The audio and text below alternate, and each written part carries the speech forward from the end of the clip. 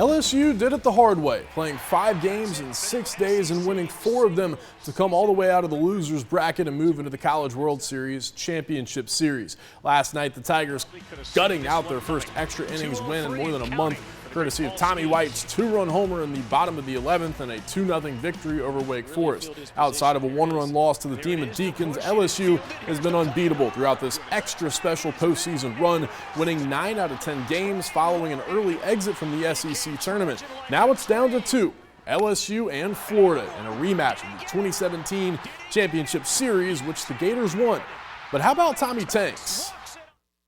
Oh, I knew it was gone. I was on deck trying to get my timing, but as soon as he made contact, I flipped my helmet and bat. I knew it was gone. It was awesome. That was the coolest thing I've ever seen. That's something you dream about as a kid, hitting a walk-off homer in Omaha, Nebraska.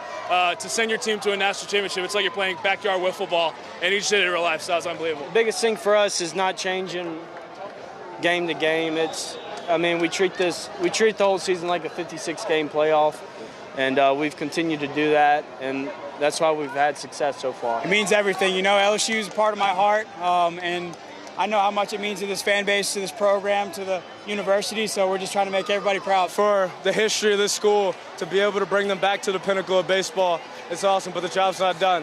They don't really care about the runner-ups, so we're not trying to stay there. LSU and Florida lead off their best-of-3 series at 6 p.m. tomorrow from the Chuck in Omaha, Nebraska. Word's out, MLB Pipeline's top-ranked prospect Jackson Chourio plays for the Biloxi Shuckers, but the Chattanooga Lookouts have their own top 20 player, Noel V. Marte. First game of a doubleheader top 5, Justin Jarvis gets Marte to ground out to shortstop. Lookouts leading 3-2 in the bottom half. Chourio hits one just out of reach of Marte. He's aboard with his first hit of the day, but certainly not his last. On the very next pitch, Chourio trying to get into scoring position with 2 outs. Appears to be safe, but goes past the bag, so he's out after all. Inning over. Top 6 now. Jarvis still cruising right along. 9 strikeouts across 6 innings, but running into trouble on the very next pitch. James Free. Be free, ball. Be free. Massive solo shot off the scoreboard and right. Insurance Rocket gives the visitors a 2-run cushion. That score would hold for the Lookouts as they take the first 7-inning game 4-2 final. In the nightcap, well, I told you it wasn't Chourio's last hit of the day, showing off the elite bat speed, and that thing is long gone. 416-foot 2-run zip line blast to center. No one hits it out there, but he just did. What a special talent. His 10th home run of the season, and remember, this kid is only 19 years old. Simply unbelievable. He's only going to keep getting better and better as he goes. This one turns out to be a great game, tied at 3-3 heading into extras, but Chattanooga plates the go-ahead run in the top of the 8th to sweep the doubleheader 4-3 final.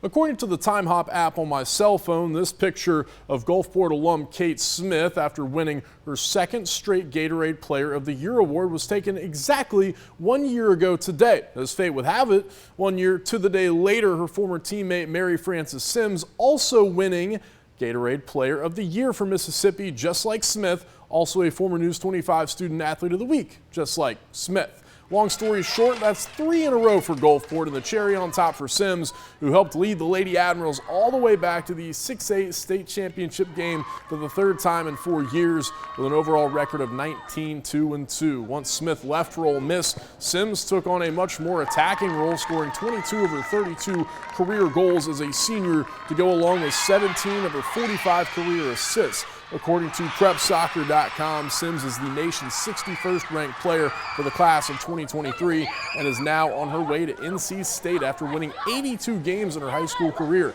In the classroom, Symmes was a 3.88 student. December 19th, 2018 was my mom's birthday, but also Gulfport football's signing date featuring Auburn alum Derick Hall and Southern Miss linebacker TQ Newsome, and as fate would have it, we're about to talk about that same duo on the same day more than 4 years later. Imagine that. Starting with Hall, who just got the call of a lifetime back in April as a second-round NFL draft selection of the Seattle Seahawks. Throughout the process, Hall very outspoken about the village that helped raise him, starting with of course, his mom, Stacy Gooden-Crandall, who went above and beyond to not only get him on a football field, but to give him a shot at life after being born 4 months premature. Fast forward to June 6th, the former Admiral signing an unprecedented contract with the Seahawks, and now that his bag is secure, Mom is now the very proud owner of a custom 2023 Jeep Grand Wagoneer Series 3, fulfilling the moment that both mom and son talked about with News 25 during draft weekend.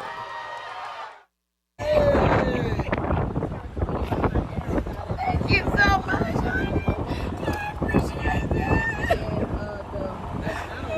It's mine for real. That girl, clean. I talked to him after the Senior Bowl, and I said, you know, what's the first thing you're going to buy Mom? Any idea what he might have in store for you whenever all this is over? You know, I don't know what he's going to buy Mom, but I could tell you what Mom wants. I want that 2023 GMC Yukon, Derick. All right, you heard it here first, Derick. She's been talking about that freaking truck for a while, so she, like I said, whatever she wants, she'll get it. So I guess we'll be going to the dealership. Yukon, Wagoneer, either way, the car is completely paid off and ready to roll. Southern Miss linebacker TQ Newsome has always been a fan favorite, but even more so last season for Dahlia Landers. As a kinesiology intern at the Live Well Center of Forest General, Newsome helped her learn how to walk again following a long stay in the ICU, and with his help, she was able to walk into MM Roberts Stadium for every home game in 2022. Newsome was the same high-character guy as a star quarterback at Gulfport, now a redshirt junior linebacker for the Golden Eagles. The former Admiral now entering his 5th year with the USM program and coming off his best season yet with 44 total tackles, good for 7th on the team. But it's more than just football for Newsome, who's already drawing some really high praise from Will Hall heading into his 3rd year as head coach. TQ is the best of the best of the best. You know, he's from Gulfport, Mississippi. He's in the Honors College. He's going to be a surgeon.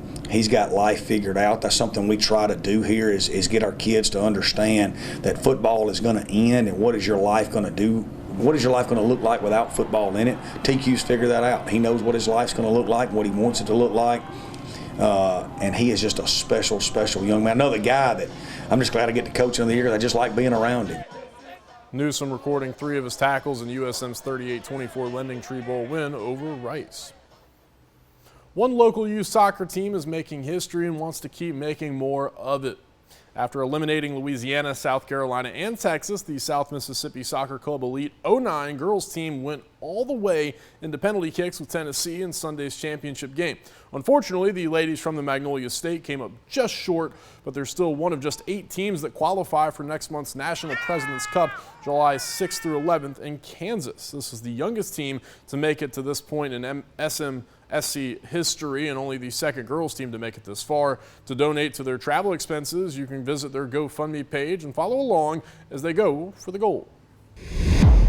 Last but not least, 2023 NBA Draft last night, and here's your top 5, starting with the most hyped prospect since LeBron James, Victor Wembanyama going number 1 overall to the San Antonio Spurs, followed by Alabama star Brandon Miller to the Hornets at number 2, Scoot Henderson to the Blazers at 3, and then the Twins, Amen and Asur Thompson to the Rockets and Pistons at 4 and 5 respectively. And of course, our hometown Pelicans selecting national championship guard out of UConn, Jordan Hawkins at number 14 overall. And now, the play of the day. Brought to you by Cannon Motors of Mississippi. And here's the moment that Hawkins got drafted, Yay. Lori. And just a special moment, the commissioner saying your name.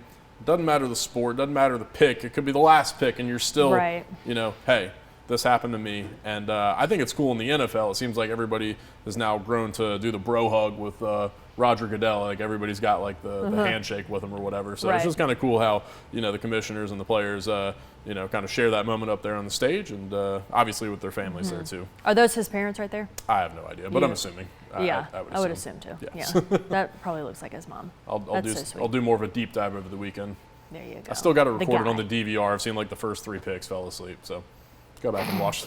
go back and watch the rest of it. You know you're over 30. When? I'm still up past 4. I just didn't start watching it until 3:45. Passing the baton. The torch. Love this thing. Me too. Yeah. All right. You got a second one. There is a second one. Oh. Just not allowed to have it. He just has to use mine. All right, thanks, Jeff. We'll be right back after this quick break.